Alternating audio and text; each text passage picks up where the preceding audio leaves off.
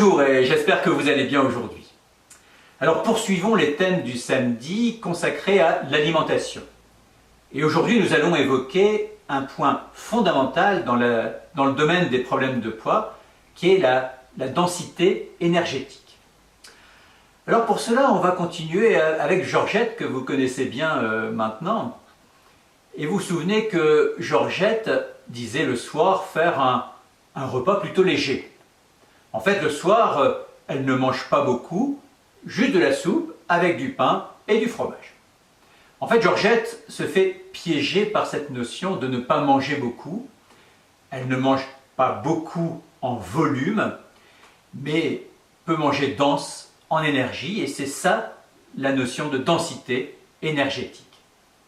Alors la densité énergétique, c'est la quantité d'énergie apportée par un volume d'aliments.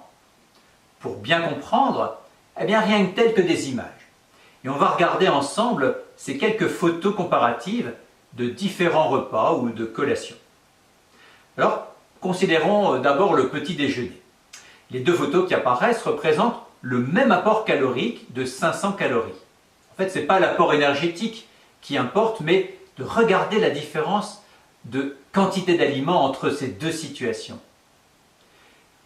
Pour le paltan, 225 g d'aliments avec les 3 biscuits au chocolat et un lait chocolaté. Et pour le bon petit déjeuner, 405 g d'aliments, presque le double, avec un quart de baguette, 200 g de fromage blanc, de la confiture et un sucre dans le café. Regardez le volume que représente le bon petit déjeuner par rapport à l'autre situation. Passons à un autre exemple de repas principal et considérons un premier exemple où une situation où l'on n'a pas mangé beaucoup par rapport à une situation où l'on pourrait considérer avoir bien mangé. C'est un peu la situation de Georgette avec docteur, je mange léger parce que je ne mange pas beaucoup en volume avec la soupe, le pain et le fromage. Effectivement, quand vous regardez sur les images, on ne mange pas beaucoup car on ne met que 265 g d'aliments dans l'estomac avec les 3 portions de fromage, les 2 petits morceaux de pain et comme on n'a pas mangé beaucoup, bien, on peut se prendre une crème au chocolat.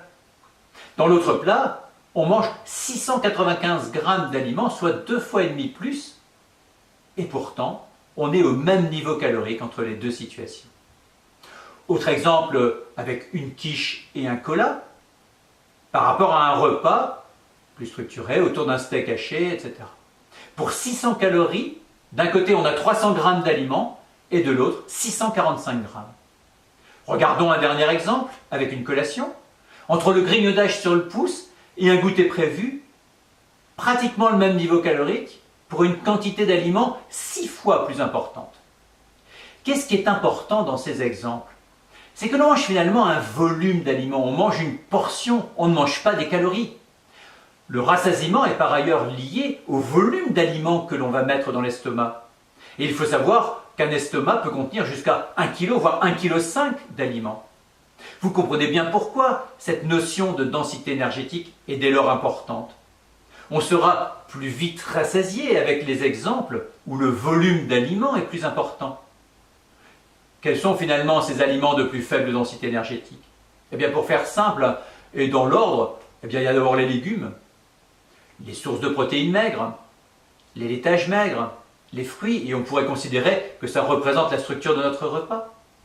Ensuite, il y a les aliments un peu plus denses énergétiquement, comme les légumes secs, les pois chiches, les haricots, etc. Les féculents, pain, pommes de terre, pâtes, riz. Et aussi, on a de plus forte densité énergétique les produits sucrés et les produits sucrés et gras. Les produits gras comme la charcuterie grasse, les crèmes, les fromages. Les corps gras, huile, margarine, beurre, etc., qui sont les aliments de plus forte densité énergétique. Une autre différence que vous avez pu voir avec les photos, c'est que d'un côté, on est plus en présence d'aliments bruts, alors que dans les situations de plus forte densité énergétique, ce sont plus des aliments transformés. Plus on se rapprochera des aliments bruts, plus la densité énergétique va diminuer. Alors l'émission que je vous propose aujourd'hui est de découvrir un peu plus finement votre compagnon diététique avec la section « À vos fourchettes, votre repas pas après pas ». Et si vous avez encore quelques instants, je vous propose d'en faire une démonstration afin que vous puissiez au mieux l'utiliser. Alors tout d'abord, le principe de cette partie du compagnon diététique est de vous aider à matérialiser votre besoin énergétique sous forme d'aliments. Le petit questionnaire que vous avez rempli lors de votre inscription permet de définir une estimation de votre besoin d'énergie. Et nous avons ainsi votre besoin calorique théorique que nous on a réparti en 4 repas, le petit déjeuner, une collation et 2 repas principaux. Toutefois, la priorité reste aux sensations et le compagnon diététique a juste pour objectif de vous aider dans la conception d'un repas.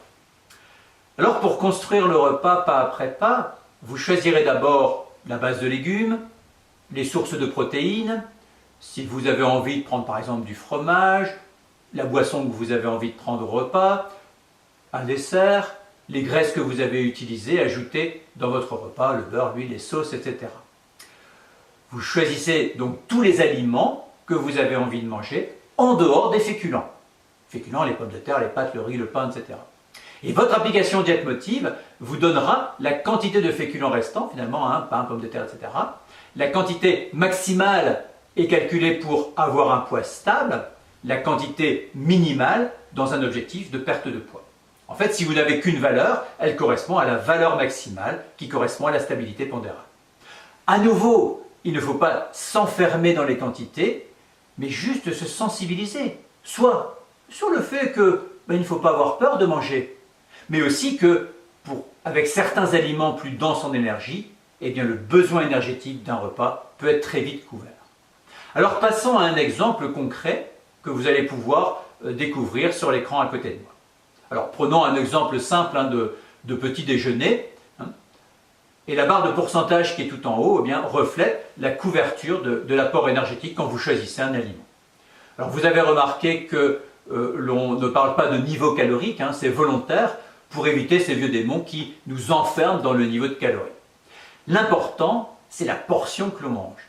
Alors revenons au petit déjeuner et l'exemple correspond à mon profil. Et mettons que ce jour-là, j'ai envie au petit déjeuner d'un jus d'orange. Je choisis le jus d'orange industriel et je le valide. Il me reste un brownie de la veille qui me fait envie, alors je choisis, je valide ce brownie.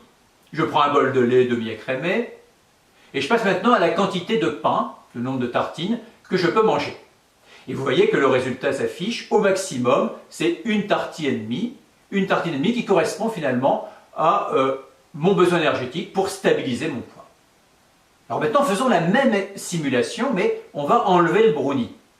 Je prends donc le jus d'orange, le bol de lait, et je vais sélectionner la quantité de pain. Et vous voyez que la quantité de pain passe de 2 à 5 tartines, alors qu'on était à une tartine et demie, on passe à 5 tartines pour stabiliser le poids. Vous comprenez bien cette notion de densité énergétique, qui est la quantité d'énergie sur un volume d'aliments, et que les aliments peuvent vite contribuer à notre apport énergétique dès lors qu'ils sont plus denses en énergie. Alors je vous invite à faire vos propres simulations, et je vous dis bonne continuation, et à demain.